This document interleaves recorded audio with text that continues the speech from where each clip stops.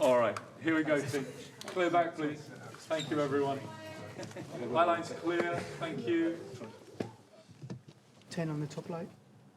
40. 40. Okay, and put on the front, the Hudson, please. Examine the scrapes in the different light and all of the wear and tear. It's really good. Let's go to shot 2, please. Yeah, that's why I'm wondering if literally we consider, I mean, I think that having the space around the pads is great. Let's eliminate things. Okay, team, so fall back To the behind degree that we camera, can. I'm not please. saying like necessarily here. I'm sure that's what. Look at you guys.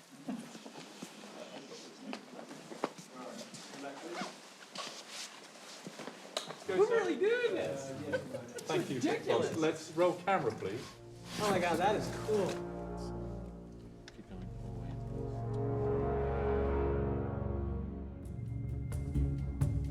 This was when we were first starting to see what Batman would look like on film.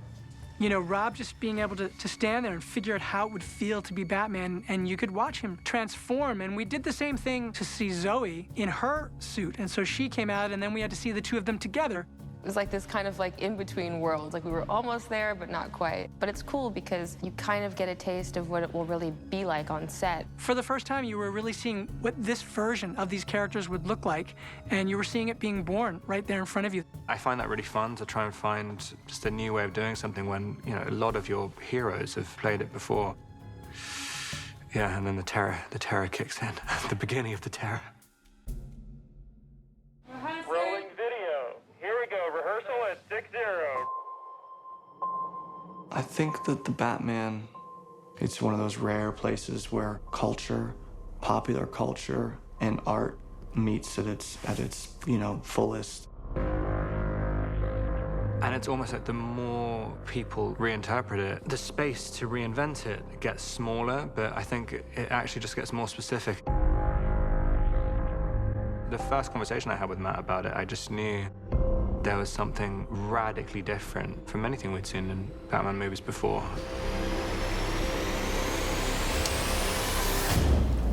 Ready, and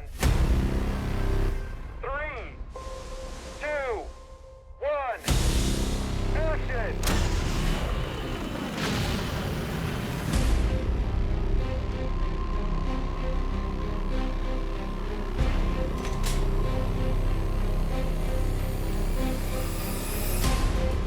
From the beginning, I didn't want to do an origin tale. I didn't feel that I had some new way of doing that story. I wanted to do an imperfect Batman, really rock him to his core. I don't care what happens to me. That is what I'm afraid about.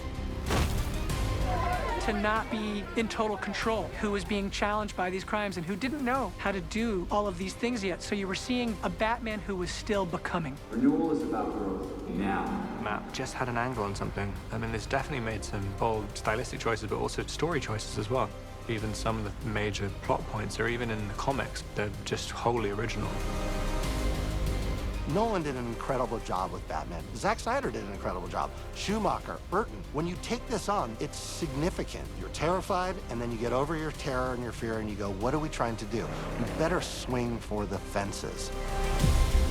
There have been great Batman movies. You kind of have to feel like, okay, so can I come into this and do something definitive, distinctive, and different? That, to me, was the most important thing.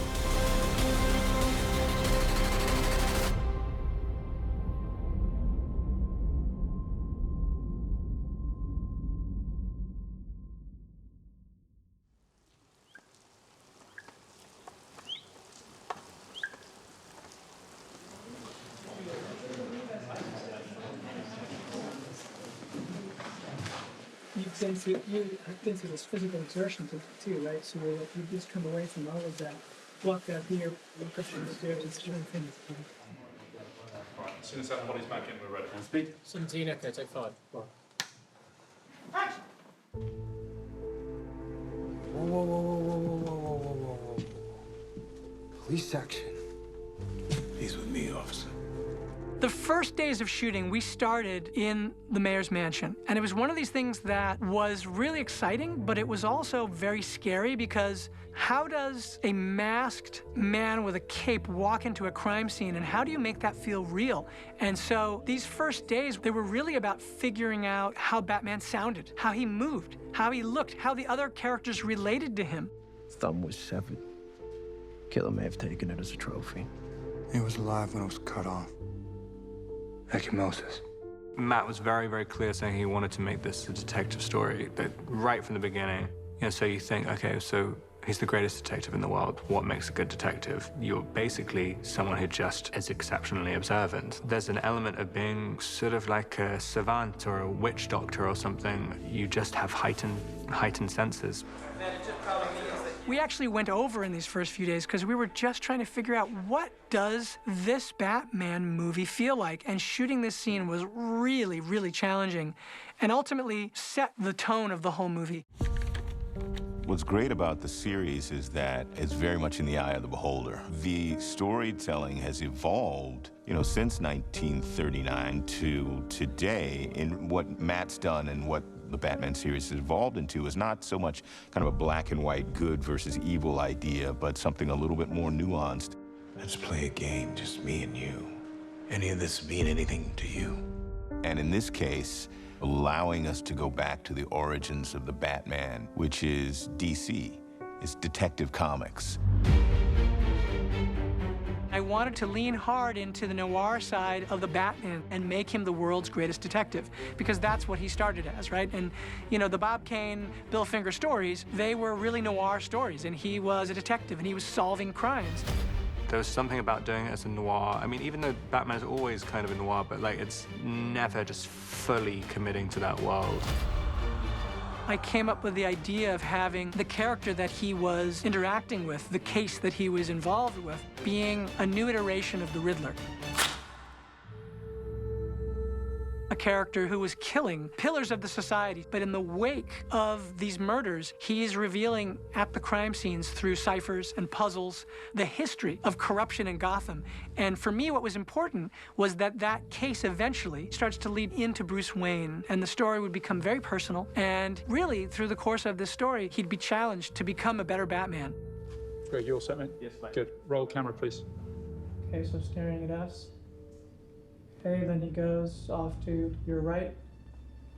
Matt wrote a really good script, and I remember reading it the first time, and, you know, page 10, 20, going, gosh, this is good. Like, it's tight, it's solid, it's really well conceived, it's unexpected. This person, this writer, this director is driving at something. I was rooted by it. It's dark, it's weighty. There's an incredible depth to it, an incredible sense of loneliness and isolation. I thought Matt did an amazing, amazing job on creating the script and on creating the world and the sense of danger. This has kind of a youthful film noir element to it, which I don't think you've seen in the other ones. You know, between Zoe and the Riddler and Robert, everybody's got their dirty laundry. It just depends what you do with it. You owe it to the fans to go ambitiously as deep as possible. Matt is a very specific, thorough filmmaker. He's an incredible writer. Everything is about character, emotion, and theme, and everything is built out from there. What's so wonderful about this world is the exploration of the gray area. And I really think that's why this film is different than any other Batman we've seen before. It's about sleuthing. It's about thinking through the clues. And again, just takes us back to the core of what Batman is and what Gordon is. They're detectives. I mean, I think there could be maybe some comment. Yeah, what would... Commentary, maybe special. Yeah, I think that's better. You know what I mean? As opposed to where do we even start? For some reason, that's feeling a little phony to me as an idea. Right. Whereas it goes, damn, I guess it's good to be the mayor. Something like that? Yeah.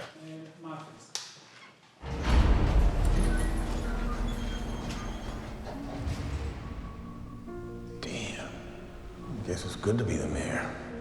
You sure this isn't a leap? You don't trust me? You mean like you trust me? It's been 2 years now, and I don't even know who you are, man. The directors that have come before have interpreted these characters, you know, in their own images. And so my Gordon is very much reflective of the vision that Matt had for Gotham, but also it's reflective of the work that Robert does as Batman. And they're very much, of course, a team. Thumb drive. Oh, this guy's hilarious. It's difficult for Gordon because, like, you know, Batman he's pretty set in stone. Like, I do not trust anyone in the entire police department, but I trust you, like, probably about 60%. This was, again, very much inspired from the partnership that they had in Frank Miller's Year One. Gordon in that story was a very human character. He was imperfect. I really wanted a character who had an innate goodness, but was swimming against a tide of corruption. Gordon, as this kind of overwhelmed everyman, reaches out to Batman out of the sense that he's a capable figure. And he's also, I think, what I've discovered in playing this, he is one of his biggest fans. You know, Jeffrey is very funny, and he's got great charisma as well. He's an amazing actor. He was not at all afraid, and we talked about this a lot, to have egg on his face. In the face. They had a very unique kind of rapport, and it was, in that sense, like a buddy comedy. There's a confidence Jeffrey has. There's like a humor in what he's doing that I think is slightly different. He's just trying to do his best, aspiring towards some type of justice, but he's not nearly there. And, you know, whether he has the capacity to be there is another thing, but he's at least, you know, trying.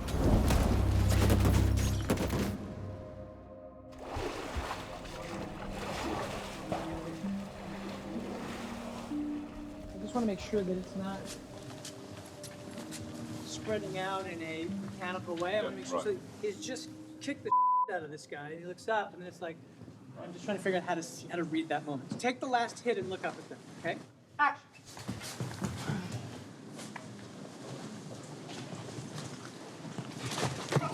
Okay, so what it feels like you're doing is checking with each other who really wants to face him, but it's like, okay, so we're doing this, except who the going to do it? With that in mind, do we try that once more with that idea? Right, guys. All right. You don't have to go any further than the first So one. keyframes left, camera record these, please. All right, so real life, grounded. You know, in the Burton movie, I remember it was such an exciting moment when that guy says, you know, who are you? And he says, I'm Batman. That was such a definitive moment. Somewhere early in the writing, I came up with this idea of him not saying, I'm Batman. He's actually, at this stage in his career, kind of a frightening figure. And I wanted him to use that phrase that is in so many of the comics, which is for him to say, I'm Vengeance, because this is a personal mission. He's had this concept of Batman, which he's been building for a year, and he doesn't know if being Batman is going to work or do anything. He's just compelled to do it. That's a kind of important differentiation of this Batman. Basically, the options are kind of death or being Batman. This whole thing starts really because of what happened to him as a child, and what he's doing is he's taking out his vengeance for what happened to him. I always just get the impression that he just wants to keep recreating the night where his parents died. All the fights seem very personal. He's fighting a stranger as if they have personally harmed him every single time. They think I'm hiding in the shadows. But I am the shadows. I wanted a shocking moment where these guys would be terrorizing this commuter, and out of the shadows would come Batman, and they'd think, well, who is this goof in this costume? Now knock his ass out. And then he would reveal himself with such ferocity that you'd be shocked, and you'd know right then, oh, it's this version of Batman. It's not just disarming people, it's punishing them. The hell are you supposed to be?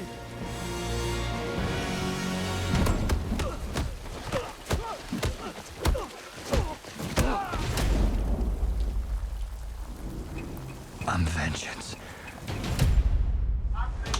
Ready!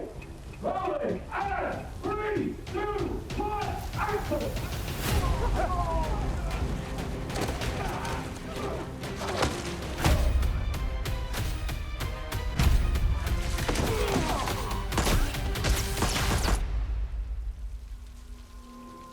I at the end of the day, he doesn't even really have that much in the way of technology to give him an advantage against the people he's fighting against. I mean, he has a few layers of bulletproof armor and a few gadgets, but it's pretty rudimentary. I mean, he's very, very, very fallible. Batman doesn't have powers, he just has a drive and he has the resources. I thought, well, okay, so then he's gonna create this bat suit. The purpose of the bat suit is twofold. One, it's to intimidate and scare the hell out of the criminal element. Two, it has to be very protective. It has to be very tactical. It has to be like riot gear. My ambition is to try and make everything feel very real. I want to be so into the film that I should almost not notice the costume, because it should just feel in place as much as the buildings behind them feel in place, and everything should just feel right. Well, it's quite daunting because you're trying to think, what else can you bring to something like this? When I was younger, that's when they first made the kind of Michael Keaton suits. That was the kind of high technological costume making at that time. Matt's inspirations are very dark detective films. Gotham's this kind of rotten sort of New York of the 70s. And then there's Batman, and he looks like he's part of that. The bat suit is in evolution. This is the year 2 version, and I wanted you to get the feeling that Bruce had put that together in the Batcave.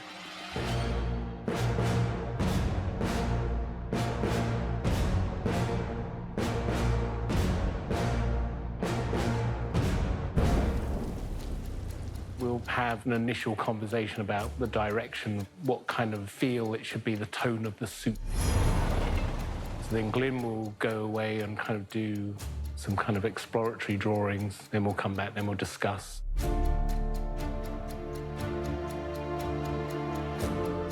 One of the first things that I did was scribble out some bat logos, because that's got to be one of the most iconic symbols, not only in comics history, but film history, and it's all over the world. Most of them are taken from real bats in flight. Me and Dave, we both liked 22. And luckily, when Matt came back to us, that was his favorite as well.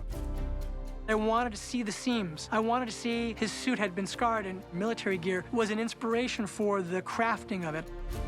One of the main concerns always with all Batman suits is movement and what the actor can actually do. So we were kind of determined to make Robert as agile as possible. It's all divided into panels and elements, so it allows for full exploration of whatever he needs to do. Get out of here, freak. Matt had talked about he liked the idea that he's like an MMA fighter. He's rougher, you know. I mean, he wanted it to be scary. So I thought maybe the cowl could be more skull-like. Some of this around here, it's kind of sculpted in like you would around a skull. And this nose piece, which is from the front, it's got that opening in the face. And obviously it's also inspired a little bit by the Adam West. The body of the suit, it's very much based in US military or sort of late Vietnam to contemporary kind of military techniques in sort of ballistic protection. Everything has a function. So it came to, what are we going to do about this? Can it be something that's practical? So then we came up with the idea that, well, yeah, maybe it's something some blades that he can use. We were all talking about it, and then as we were talking about the logo, it just kind of came to the top that this could be the knife. Because of the nature of the actual bat symbol was very utilitarian, could we just take it out of the chest? A lot of the talk online was that it was Joe Chill's gun, but I'm sorry, that's not where we came from on this. But I like the gun idea, but it's not what we were thinking. The gloves. Now, the gloves have a mini taser. Then we've got his van braces, which contain his grapple gun. Matt liked the idea of Taxi Driver, you know, when he kind of flicks out the secret little gun.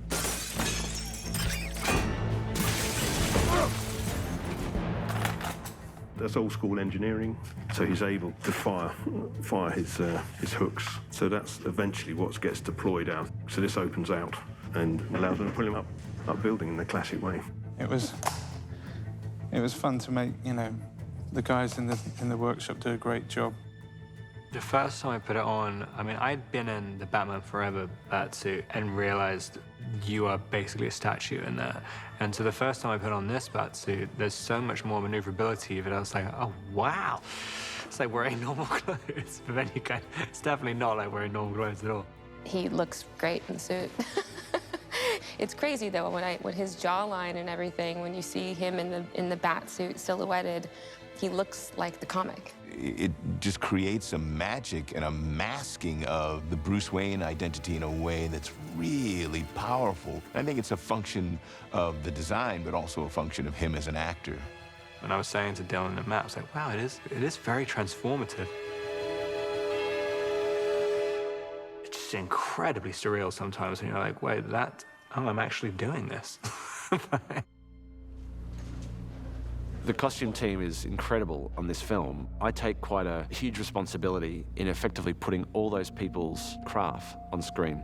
Trying to see into a character through a dark costume, through dark eyes, is very hard. To see emotion, but not give away the mood.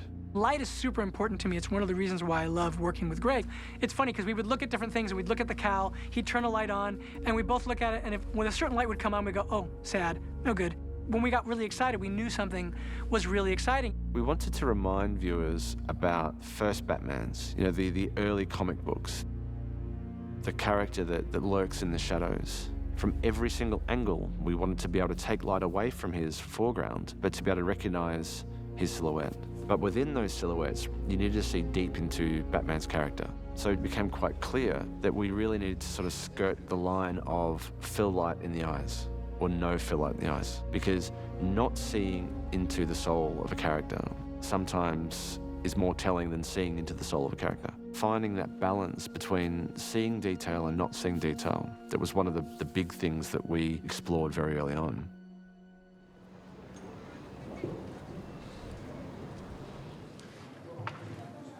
So we are at Leavesden Studios, where we started filming this amazing production. Everyone's up against it, and the time's tight, and there's so much to do. There's a remarkably good energy and really exciting sort of feel behind the project. I mean, Matt took years to write this project, and he talks about it all the time.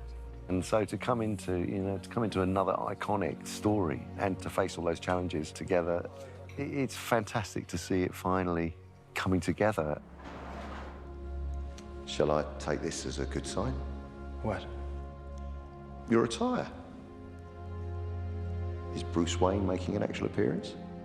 I was trying to think about what's the way into Bruce Wayne we haven't seen but still makes complete sense as to who this guy is. And I started thinking about the notion of the Waynes themselves and the idea of him being the child of Gotham royalty and basically a lost prince. I often listen to music when I'm writing, and I just one day put on Something in the Way by Nirvana.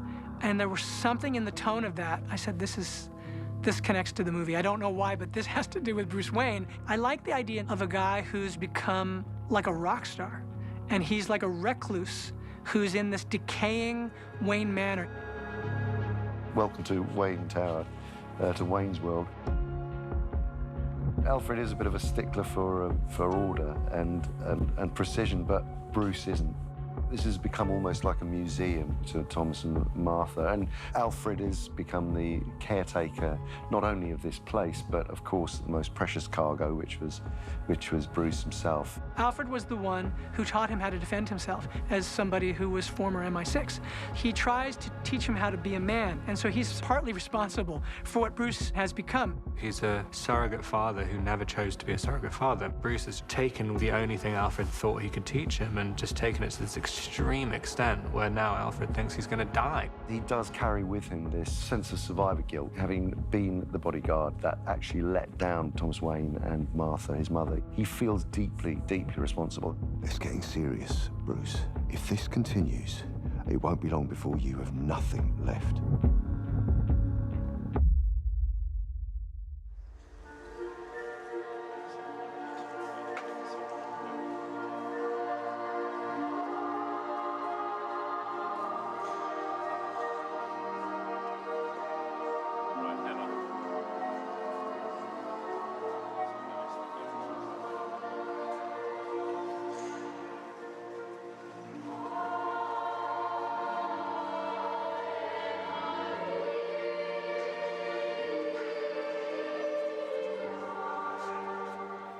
We're shooting in the Gotham City Hall today. This is the funeral of Don Mitchell.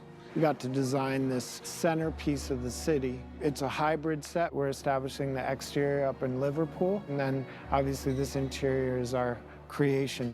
Coming to that set that day, like I'm looking around and this is like crazy. Like, this set is insane.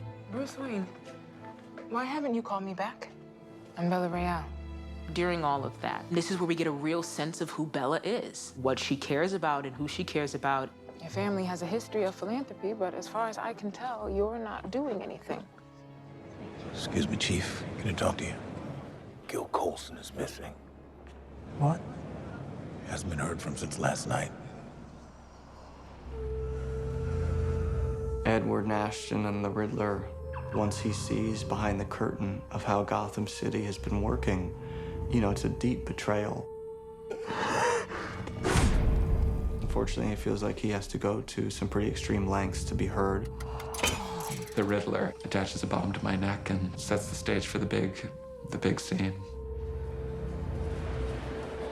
The main thing is how hands-on for safety is the policy that we're running in this job. Once we cut, everybody will stay in your end positions.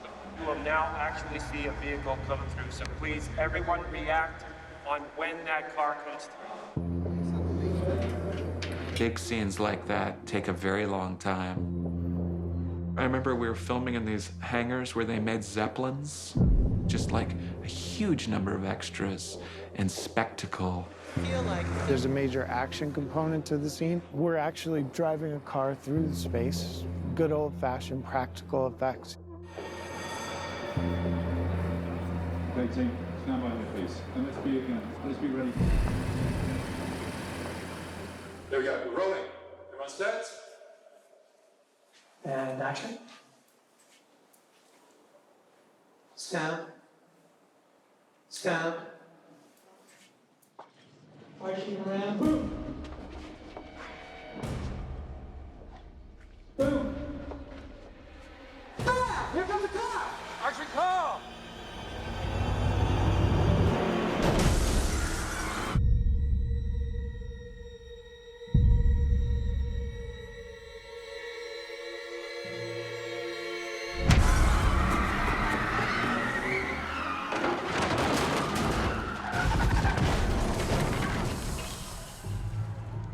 Get out of the car! Show your hands! There's a bomb around his neck! Let's get this place cleared. Clear out! Clear out! For the Riddler to get what he wants, he needs a partner. You came. Puzzles, numbers, riddles, games. Riddle number one.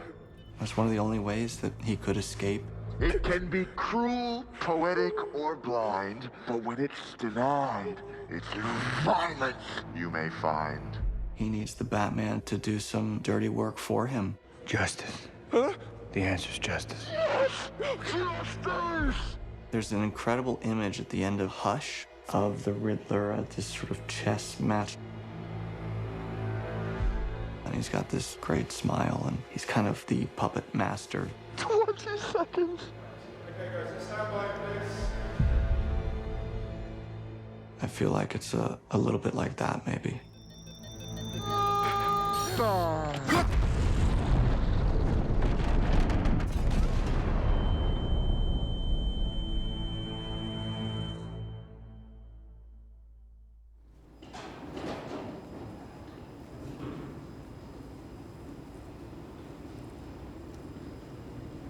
You know, when we had to shut down because of the pandemic, I reviewed the footage, but a lot of that mental planning was also done in uncertainty because you just didn't know, you know, when it was going to end or when it was going to be safe to start shooting again. And honestly, it was a very scary time. One of our crew members ended up dying. Andrew Jack, who was our one of our dialect coaches, a wonderful man, you know, in the 2 weeks after we shut down, he was gone. We dedicated the film to him. It's a terrible loss. It's heartbreaking that he's gone.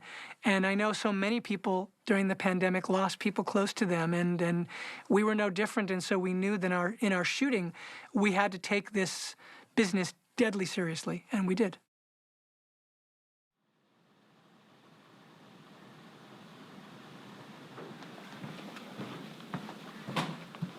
So if we were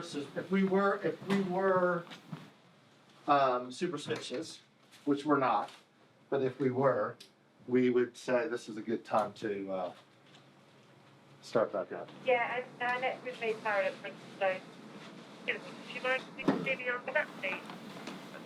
We're back shooting, but I'm also really proud of our crew and our people and Matt and our team that we are putting our heads down and safely and smartly continuing to make this movie.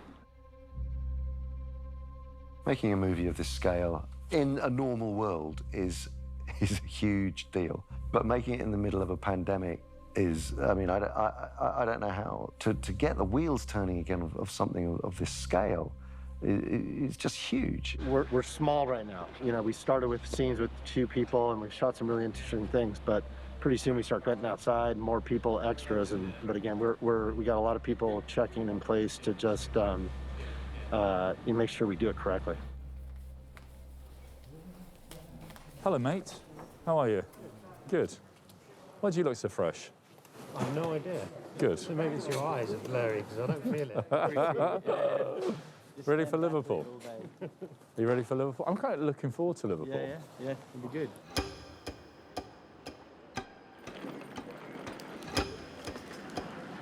Attention, we are going to load the next coach. If I called your name, please come over here.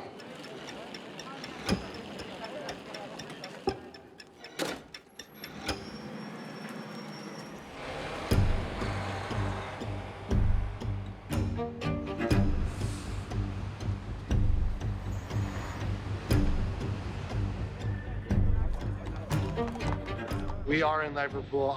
I'll trust you that it's day 55. It's really hard to keep track of these days now. This is the arrival to the mayor's funeral. And so Bruce is coming here really as a detective. And so he's coming here just looking for suspects. Ready and background action! Ready and action! Hit Bruce Wayne!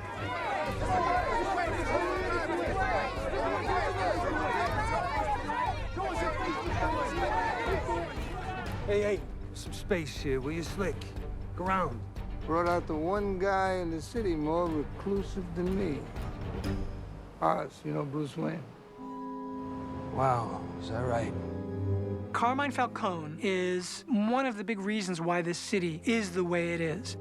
I was really excited about that character, and one of our casting people, Cindy Tolan, said to me, well, who do you think's the type? And I said, well, to me, like, the fantasy type would be like John Turturro. And she said, well, why don't we go to John Turturro? Look who it is, huh? I've stayed away from playing bad guys unless it's really complex. What are you looking for? I talked to Matt. I said, well, if there's something I could do that would be interesting. We talked about some real-life figures that probably inspired it in reality. People aren't absolutely pure. Let's keep things festive down here, all right? I came to Penguin and the idea of Batman when Burgess Meredith played Penguin and Adam West played Batman. I got you, you friggin' psycho! That's when I heard the opportunity to play Penguin. I was thoroughly intrigued. To me, his character is kind of like Scarface. He's totally underestimated, and he knows he can be more. I just feel like it's a version of Colin you've never seen, and it's a version of the character you've never seen, so it's very special. I started looking at images online, like the Arkham series, and there was a couple of images of a guy who was kind of looked like he was a bare-knuckle fighter almost, scarred up and bald. I was incredibly excited. You know, we fall in love with these great people, these skilled professionals, and Matt's process is he really brings his actors in, you know, to collaborate. Hey, Vengeange!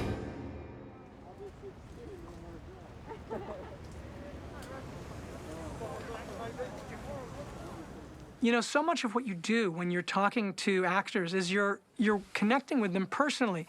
But the truth is, I saw their faces, but they didn't see my face for the rest of the movie. I looked like this for the rest of the film, and it was quite a strange experience. He's like Batman, basically. He's more obscure than Batman. He's got goggles on, a hat, and a mask. But it's a little bit of an adjustment doing this. We wanted to shoot in a place that had real historic Gothic architecture that we then built upon, create our own Gotham so you felt you were seeing a place that looked like a big city, but a city at the same time that you'd never seen before, a city that was ours. Reset the traffic. All right, reset, guys, reset. I'm just There's no other way we would have been able to create the scale of this place without going to Liverpool. Get ready, get ready, get ready.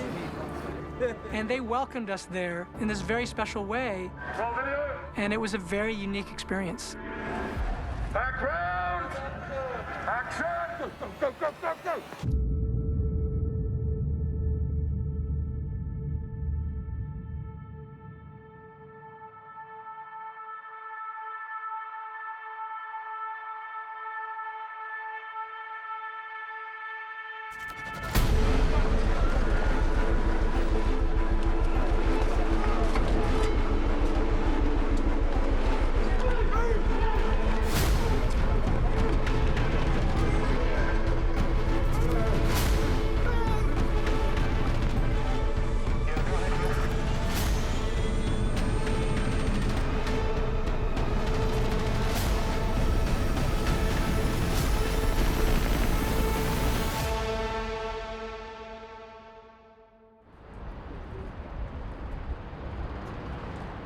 I mean, the great thing about being on location here is the scale.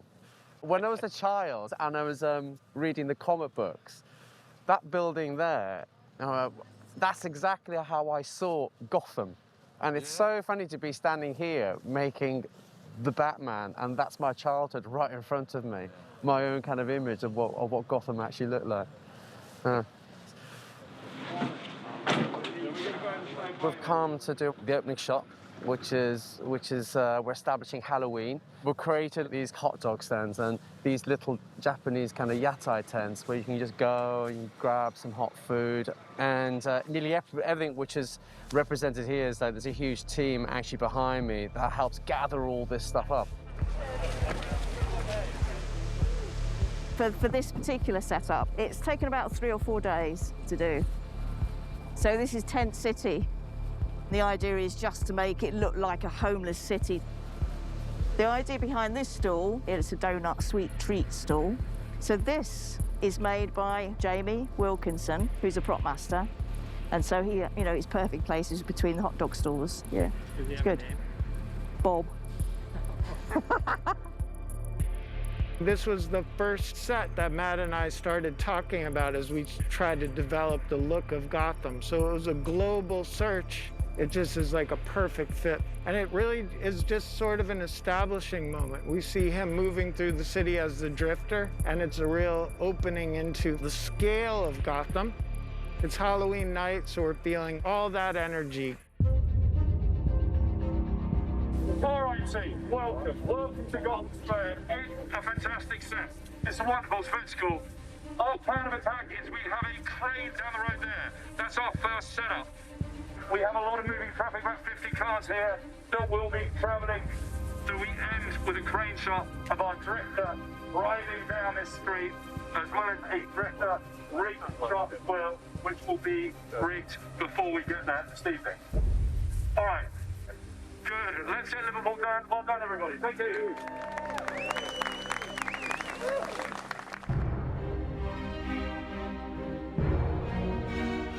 Tonight there's some extreme Halloween makeups, there's some very glamorous Halloween makeups, there's some really badly applied ones. We've got witches, we've got dolls, we've got sexy club goers. It's a mixture, but at the end of the day, they're going to be soaked. That in itself is quite a great look. We've got a lot going on here tonight. Ready? All right, fine. Here we go. Stand by.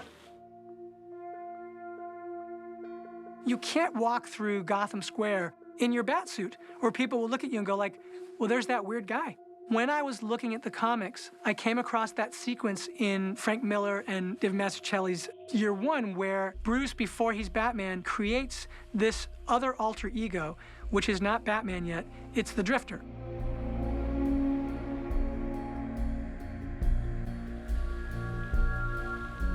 And it's funny because I looked at it and I thought, gosh, that reminds me of Taxi Driver. And I got the commemorative edition, and in it, I saw that in his notes to Mazzucchelli, Frank Miller said that Bruce Wayne in this scene when he's walking in the East End looks like he's just won the Travis Bickle lookalike contest. He looks like a vet. He looks like a Marine.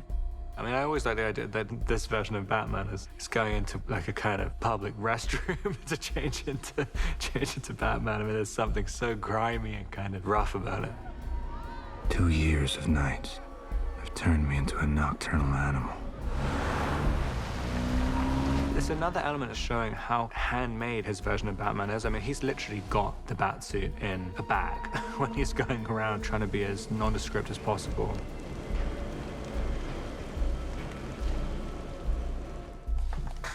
Camera speeding, 44. Ready and action.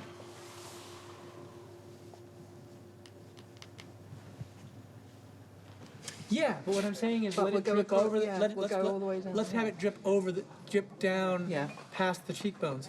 We're going to spray a lot of water. Put on a lot. Oh yeah, here we go. This is kind of crazy. Look at that. That's great. That's lovely. That is so cool.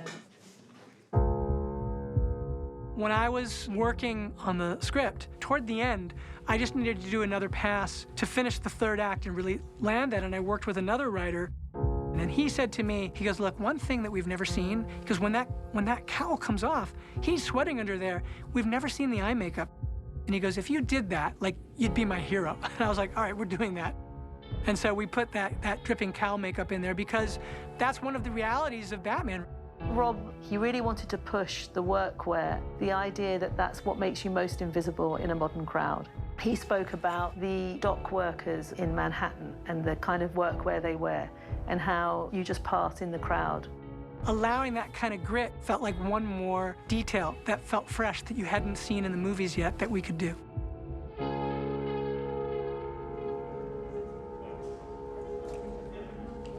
When the camera moves, the parallax changes so it looks, when you see what this looks like through the camera, wow, it's ridiculous. Good job, guys.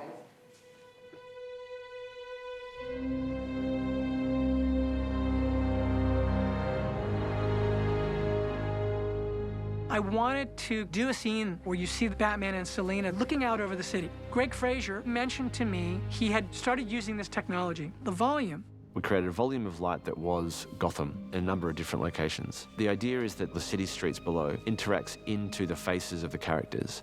You may not see directly a car headlight sweeping across Batman's face or across Gordon's face, but you feel what is the conglomeration of all of those buildings together and the atmosphere illuminating the actors, and it just feels right. Greg could actually move the sun itself. This was one of those things that had not been done in a DC movie, had not been done in a Batman movie.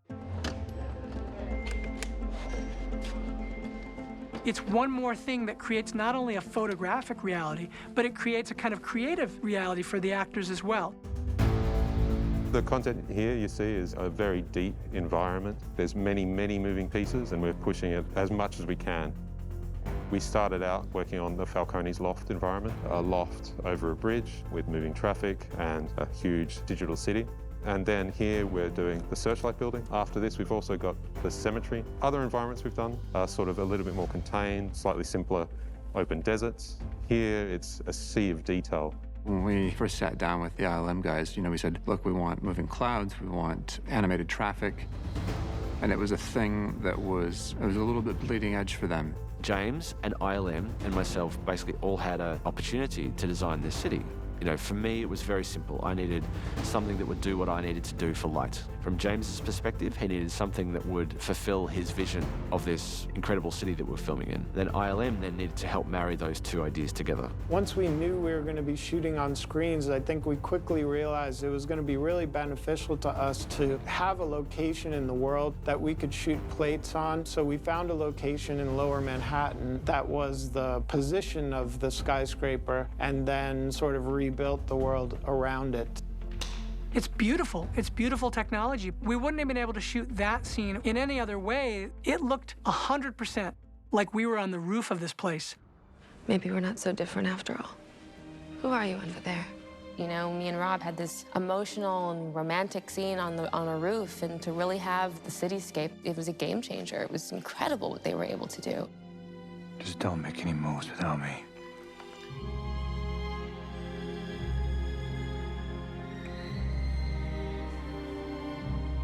I told you, baby. I can take care of myself.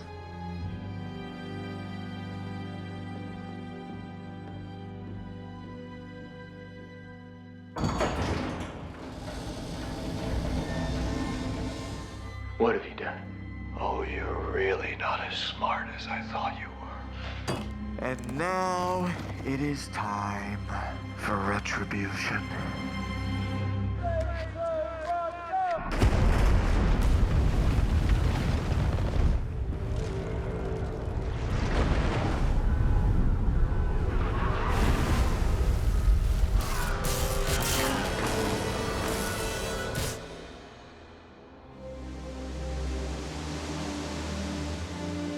Let's be ready to go, guys.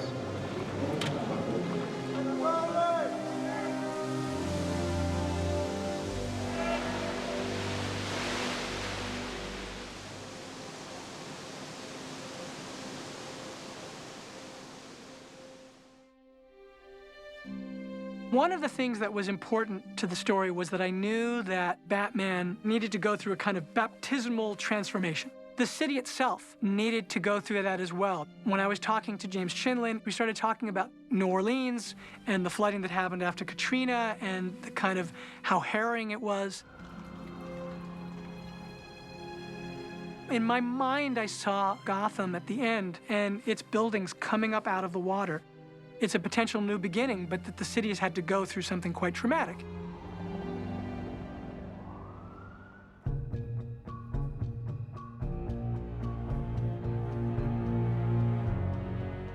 The scale of this sequence is so big. You know, Matt's vision of the end of the movie, this massive wall of water coming through the city. Breaking that down into pieces that we can actually shoot was really, really tricky. This is an incredible special effects piece that was built by Dom Tui and his team. We've got a lot of water pumps that are in here creating this kind of waterfall. We built a tank that's got 500,000 litres of water. It's an amazing combination of 3 locations: Chicago, the Thompson Center for the exterior, London interior, and then these pieces here on stage. Every shot we will do here, apart from when Batman starts to walk away, will be in camera. So what you see is what you get. To me, our third act it's a giant spectacle. And we're trying to do something emotionally surprising that was achieved with Matt and Rob working that moment where he realizes that he's culpable. I thought I knew what I was doing. I didn't have all the information. I have to become more.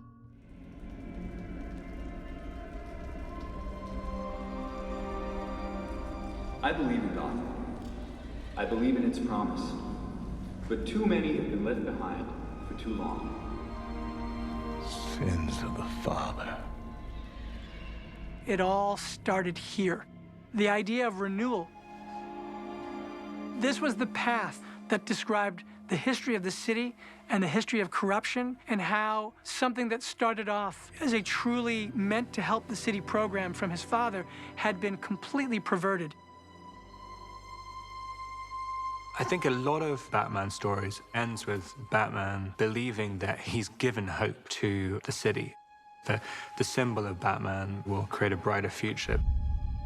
In this, I always kind of imagined it that he's so committed to darkness and nihilism that he doesn't think that the city is capable of healing itself. Maybe this is all coming to an end. What is? The Batman. It's just on a downward spiral, and he's just fighting a hopeless battle which will end in defeat.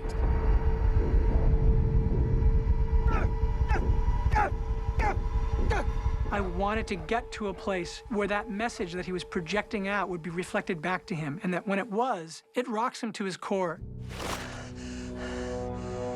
Who the hell are you? I'm Vengeance. There is a dark side to this idea of vengeance. Here we go. 3, 2, 1, action! And so it is now his responsibility to somehow make this right and to even sacrifice himself if that's what it takes.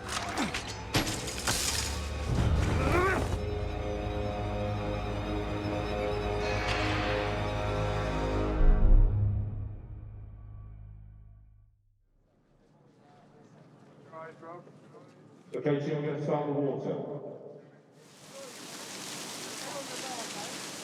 Here we go. There's a particular piece of music that Michael wrote for that scene that whenever I hear it really breaks my heart. I'd say that was one of the most important moments that I'd been after from the very beginning of trying to tell this Batman story. So that was a pretty special day.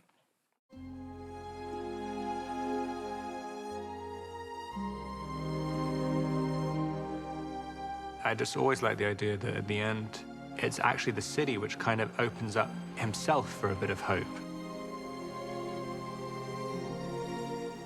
Him allowing himself to hope a little bit actually is the most painful thing that he has to do.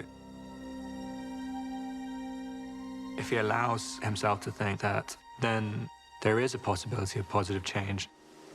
Together, we will learn to believe in Gotham again.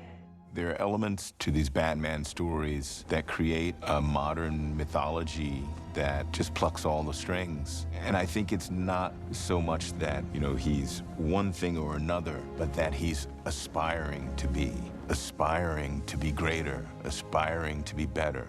You know this place is never gonna change. I have to try. I think all of the characters are so multidimensional. It's not black and white, and the humanity is what people really respond to. There is a very rich, adored, very protected and revered history to this character of Batman and to this world of Gotham and these criminals. There's a reason why things have lasted. And maybe everyone fantasizes about having a black cape, doing the right thing, and being courageous if you could. I think Matt has put all of himself into the script in this film. I think he's got a lot of him in there. I've got a lot of me in there, yet it's the Batman, it's the Riddler. I just think it's truly exciting that we're getting to work with this material that means so much to people.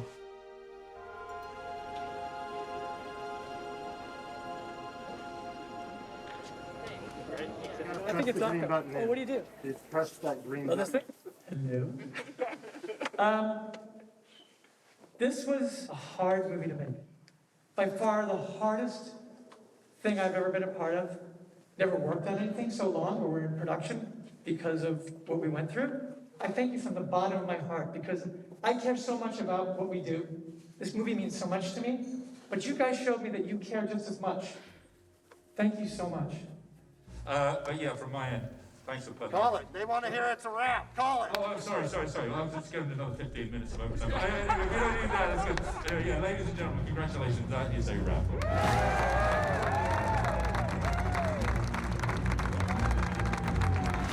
We were supposed to be doing this for about 5-6 months. We were there for a year and a half. We all had experienced something that none of us in our lifetimes had ever been through and that the whole world had never been through, and we made a movie during it. Not only that, but we made this movie during it, a movie that we loved and a movie about a character that we love so much. It's one of the major characters of the 20th century. So many people connect to it on such a deep level and for so many different reasons. You have some level of responsibility to the people who've invested so much in the character. And you can feel it. It's fun though.